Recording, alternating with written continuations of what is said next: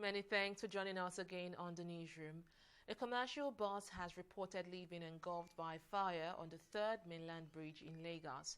The incident was said to have occurred at about 2 p.m. at Adekunle outward 3rd Mainland Bridge. One lane of the bridge had been opened for vehicles to reduce the backlog of traffic.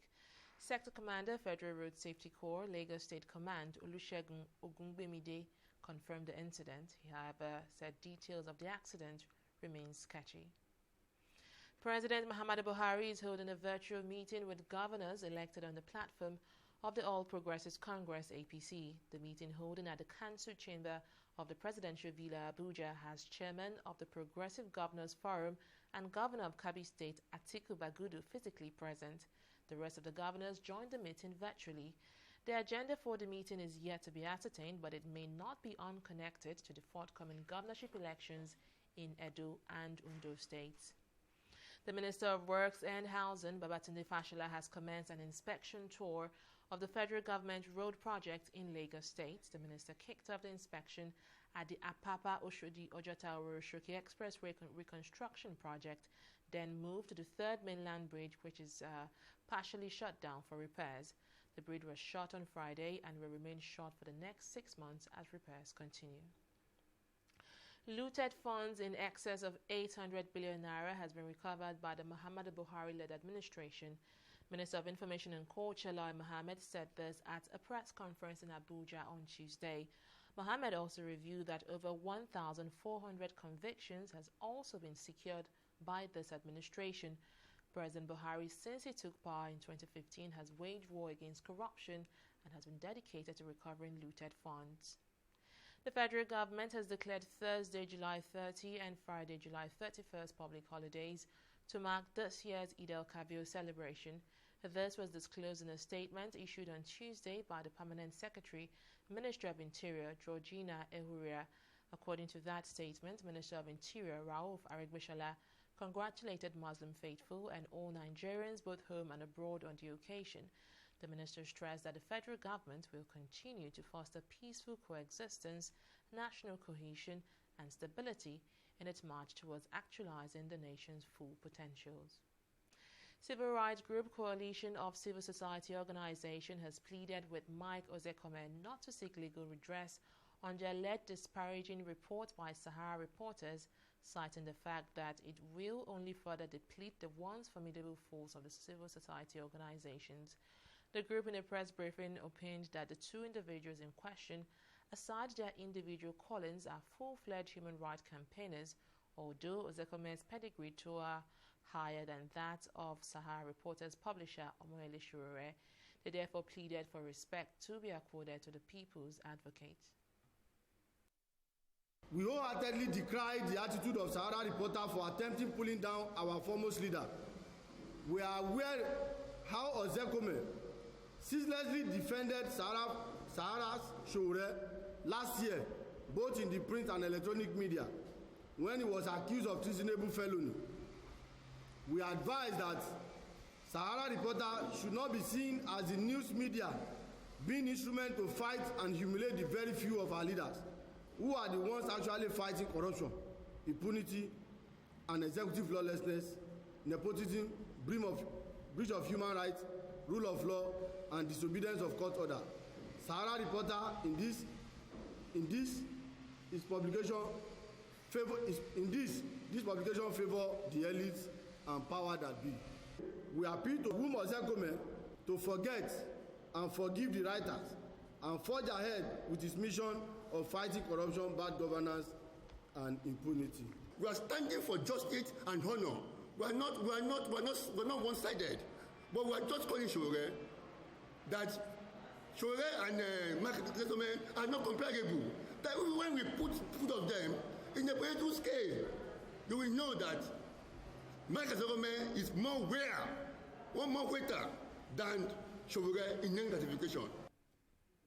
Still to come is the latest update on our COVID-19 coverage after this break.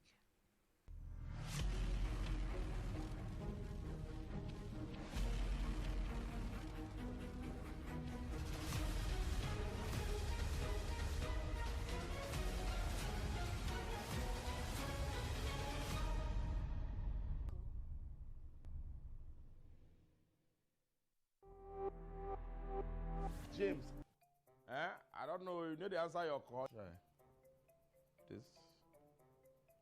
Hello? Is this Mr. Peter? I'm calling from the NCDC. Your friend, Mr. James Okripocha, was brought in this morning and tested positive for the coronavirus.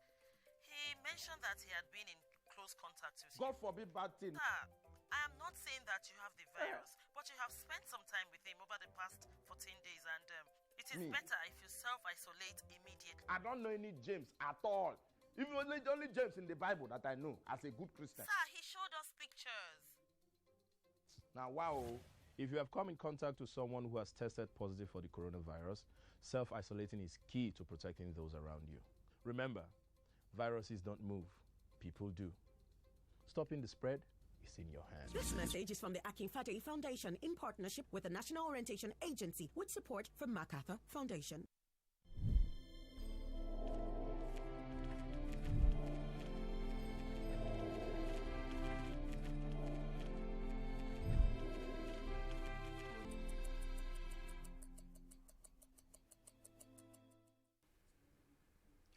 Welcome back. The First Lady of Benue State, Eunice Ortom, and her son have tested negative for the coronavirus. In a statement she personally signed on Tuesday, Ortom explained that they have been confirmed to be fully recovered and certified to be COVID-19 negative and so discharged from isolation, while noting that being COVID-19 positive is not a death sentence.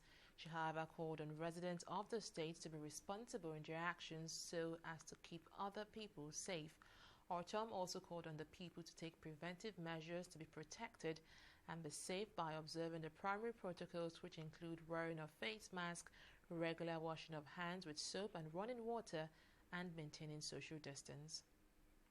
Nigeria has discharged 829 recovered COVID-19 patients within the last 24 hours. This is the country's highest figure of daily recoveries yet. It brings to 18,203 the total number of recovered patients across the 36 states and Federal Capital Territory.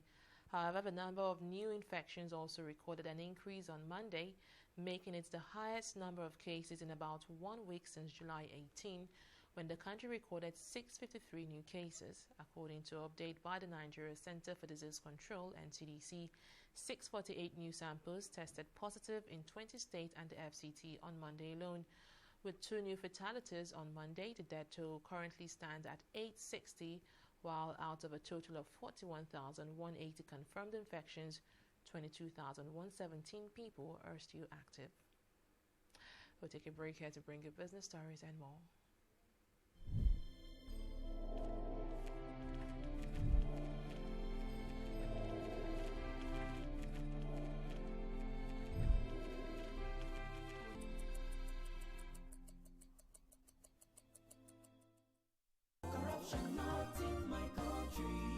Hello? Yeah, I found your wallet in front of a supermarket. Meet me at Apple Junction. Yes, I'll be waiting for you. Now we find out. 2 of us. Thank you very much, officer. You know, it's surprising that men like you still exist in the police force. Yes, Oh, yes. This is just a token of my appreciation. Oh, no, you don't need to do this. We're only doing our job. Thank you very much. God bless you. You're welcome. Now I know police is really my friend. Yes. Friend. Hey. Okay, which came up with this one? I don't understand. You know your problem. You are greedy. I'm a policeman who is doing his job. All forms of corruption in the force. Not in my country. Corruption not in my country. Welcome back. Let's talk business. The payment of bills electronically almost doubled from January to May this year compared with the same period in 2019. Analysis of the latest data from the Nigeria Interbank Settlement Schemes showed that the use of digital financial transaction platforms for the payment of utility bills and other subscriptions in the first 5 months of the year hit 444.16 billion. Now, this is 86% up from the 238.81 billion recorded from January to May 2019. However, further analysis of the data included or indicated that the volume of electronic payment of bills such as electricity bills, tax payments, toll payments, cable TV subscriptions, hotel bookings, school fees, and airtime top-up, among others, declined by 30%. Zimbabwe's ruling ZANU-PF party has accused the U.S. Embassy of sponsoring planned anti-government protests and has threatened to expel its ambassador. Party spokesperson Patrick Chinamasa accused Ambassador Brian Nicole on acting as a thug and was involved in subversive activities to overthrow President Emerson Mnangagwa's government. The U.S. Embassy has previously rejected allegations that it is trying to destabilize Zimbabwe. Political tensions are rising fast in the southern African nation after activists called for demonstrations on July 31st against government corruption, which they blame for deepening the worst economic crisis in more than a decade. Belgium First Division B side Lommel have reached an agreement to sign Kadiri Atta from Swedish side Östersund for a reported fee of €1.3 million. The Nigerian striker has made more than 13 appearances, providing 3 assists and scoring 6 goals for Östersund this season. They are currently 13th in the league table after 11 games. Atta last played for Nigeria Professional Football League side Nasarawa United before making the switch to Östersund in the summer of 2019. And that's the latest from the newsroom. Others are. Thank you so much for watching.